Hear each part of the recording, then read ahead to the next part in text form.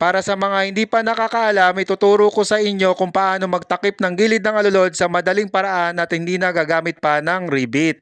Tatabas lang tayo dyan ng yero na kasukat ng alulod at papasobrahan lang natin ang gilid niya at ilalim. Susukatan din natin ang alulod kagaya ng sukat ng pinasobra natin sa gilid na tinabas natin na yero. At gugupitin lang natin yan katulad ng nakikita nyo dyan sa ating video.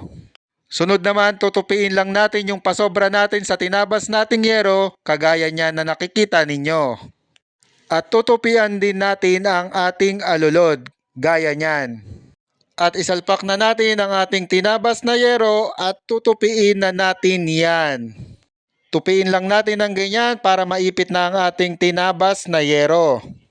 Bale, dalawang tupi ang gagawin natin. Yang unang tupi para maipwesto natin yung tinabas nating yero at ito namang pangalawa para mailak na natin siya ng tuluyan.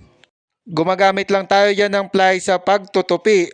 Para maidiretso na natin ang pagtutupi, kailangan natin yung kalangan ng kahoy at pupukpukin lang natin yan gaya ng nakikita ninyo sa ating video.